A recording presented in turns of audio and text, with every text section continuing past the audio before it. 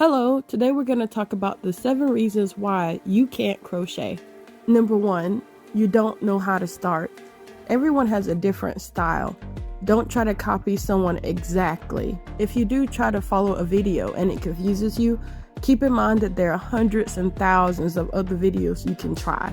So don't just give up or break out into tears over the first video that doesn't work for you. It took me several videos to find a style that was comfortable for me, and personally I actually crochet backwards, so whatever works for you works for you. If you can't follow along, just find a different creator. Number 2, you aren't familiar with the fundamental stitches. Once you learn these well, all the others will just come naturally. There's thousands of videos that go into detail, but I'll give you a quick demo. This is a single crochet.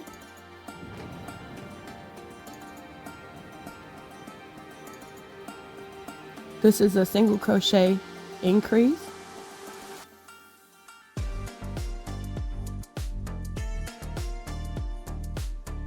This is a single crochet decrease.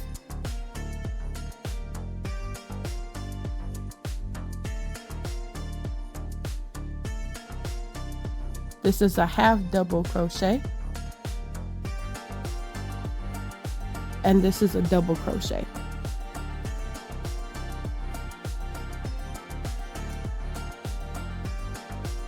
Once you get these, you can pretty much learn everything else. And I would advise you just to practice these until it becomes muscle memory. Number 3, you're confused by patterns. Each pattern usually has its own legend or list of abbreviations, and they can vary. There's tons of them, but generally you can figure out by the key what they mean, and generally they all have the same stitches. The best way to discover new patterns is to try free patterns online. Many people are really eager to share their designs, and they don't even charge you for them. It's a really low risk investment because if it doesn't work out, you didn't really pay anything for it, and you can just unravel, or as they say, frog your current project.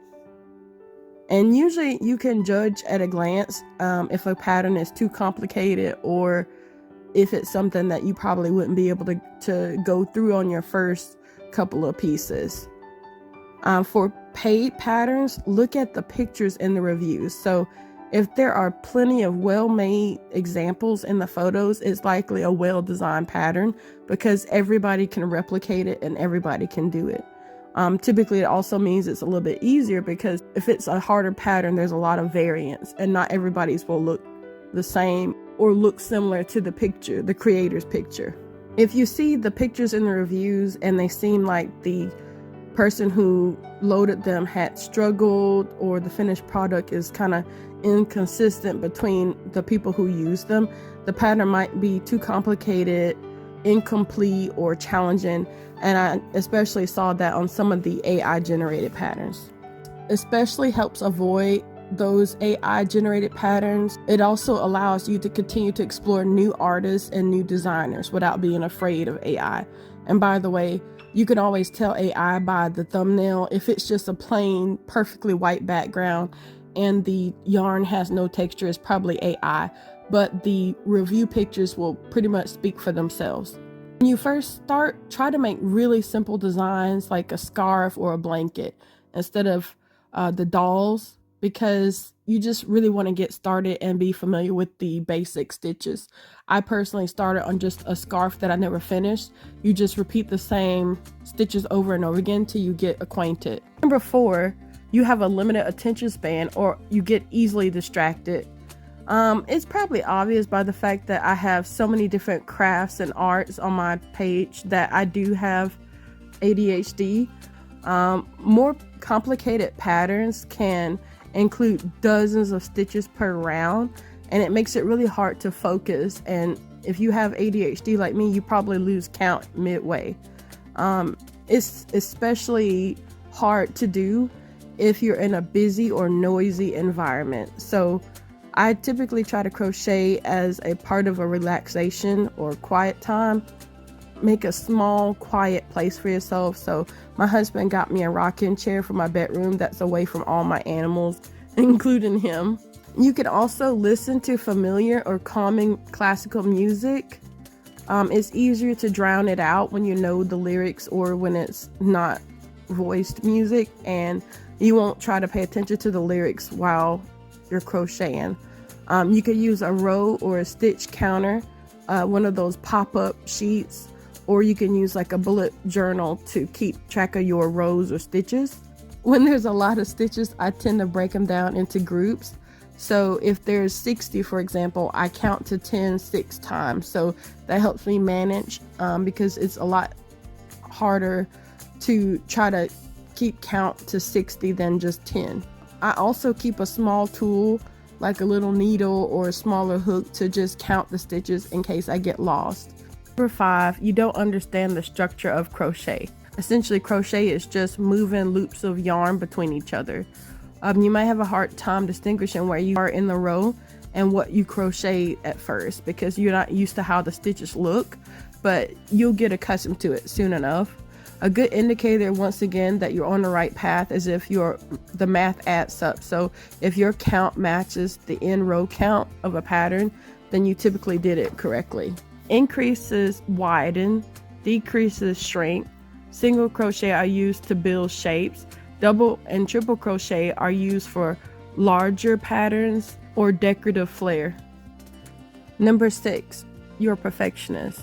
It's okay to make mistakes. Try simple patterns at first to just get the muscle movement down, and you can save those first projects to show how much you've improved over time.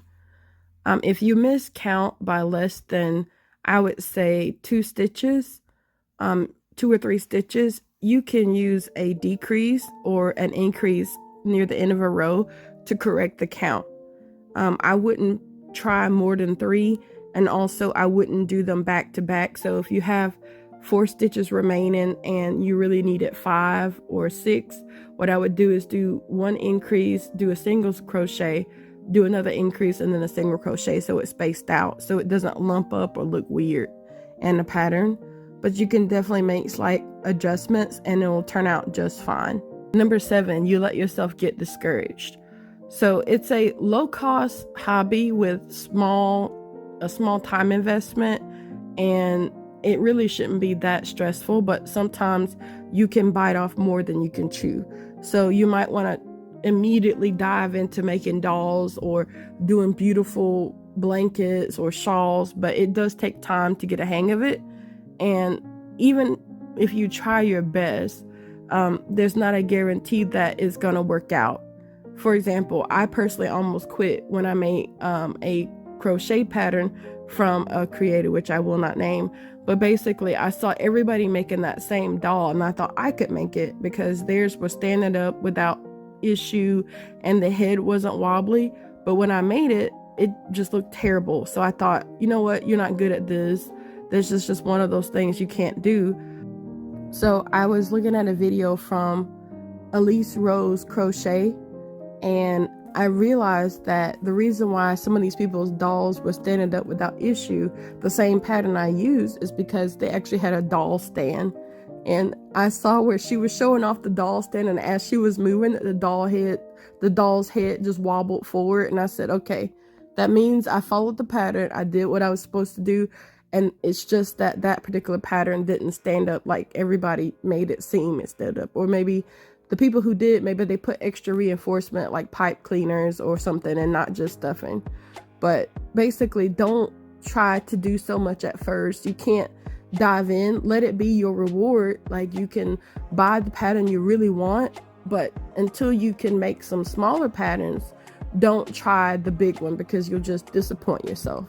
And most importantly, don't give up, and you can do it. I hope you enjoyed this video. If you did, please like and subscribe. Thanks.